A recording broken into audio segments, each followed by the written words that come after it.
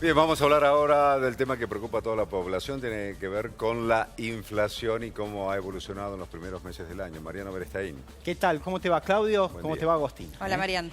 Bueno, la inflación no para, digamos, no cede. Hay muchísima preocupación, particularmente en los sectores gremiales, donde obviamente son los referentes de los trabajadores. Dio 4,8% solo en el mes de febrero. Esta es la inflación IPC Congreso, que presentó ayer uno de los aliados del presidente Mauricio Macri, Sergio Massa. IPC Congreso dio 4,8%. Nosotros les trajimos otras alternativas. ¿Por qué? Porque hay un problema serio. No hay estadísticas oficiales de la inflación. Entonces, ante esa situación, nosotros traemos otras estadísticas para que ustedes las vean. Las que se han tomado como referencia, o el gobierno tomó como referencia, son dos. La inflación de la ciudad de Buenos Aires, que en febrero dio 4%, y la de San Luis, que recién se conoce el 15º día, en este caso de marzo. La inflación de febrero en San Luis se publica el día 15º hábil de marzo. Pero además trajimos otras, ¿no? Economía y regiones, por ejemplo. Siempre lo decimos, ¿no? Es la consultora de Rogelio Frigerio, el ministro del Interior. 4,4% dio la inflación para economía y regiones. Orlando Ferreres, que es una consultora muy conocida, dice que la inflación fue del 5%. Ahora, ¿a qué se debe este alto índice inflacionario de febrero? Bueno, fundamentalmente a que empezó a impactar de forma directa las tarifas de electricidad. Pero además siguió el arrastre sobre los precios de los alimentos y otros productos que están aumentando. Pero la inflación de febrero se centra esencialmente en las tarifas eléctricas, que también van a tener, y ustedes lo van a ver, un impacto en el mes de marzo. Ahora, vamos a ubicarnos en este último renglón, ¿no? El renglón del INDEC. El INDEC sigue sin publicar datos de inflación.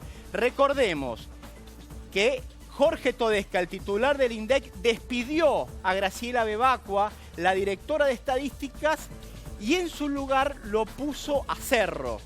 Ahora, ahí también se presenta un problema, ¿no? Porque Francisco Cerro, en el año 2014, fue denunciado por el propio ministro de Hacienda, Alfonso Prat-Gay, por ocultar, por dibujar las estadísticas. Digamos, entonces el problema estadístico, a medida que pasa el tiempo y no se conocen estadísticas oficiales, se agrava. Vamos a ver la próxima placa, ¿no? Donde lo que se ve un poco es el acumulado. Esta es la inflación que se acumuló entre diciembre y febrero, es decir, diciembre del 2015 y febrero del 2016. En 3 meses, la inflación en la Argentina aumentó el 13,6%. Ahora, ¿a qué se debe el salto inflacionario de los últimos 3 meses? Bueno, recordemos, fundamentalmente hablamos del impacto que tuvo la devaluación en todos los precios, esencialmente en aquellos importados y en aquellos que tienen partes importadas, pero también sobre el arrastre en otros productos, por ejemplo, los alimentos, la canasta básica de alimentos. En el último mes se sumó particularmente el precio de la energía eléctrica, es decir, cuando usted apaga y prende la luz, ahora es muchísimo más caro. Vamos a ver qué ocurrió, o qué va a ocurrir, mejor dicho, en el mes de marzo. Obviamente nosotros no podemos inventar, entonces lo que hacemos es contarles los aumentos que ya se verificaron en distintos productos y servicios. La nafta aumentó 6%. Las prepagas, 9%, va a ser el aumento que ya está anunciado. El gas, 300%. Esto ya lo comentó el gobierno, aunque no se conocen los detalles. Se sabe que las nuevas facturas de gas van a venir con un aumento del 300%. El agua, está previsto un incremento en el precio del agua. Todavía no se sabe, como ustedes verán, cuánto va a aumentar.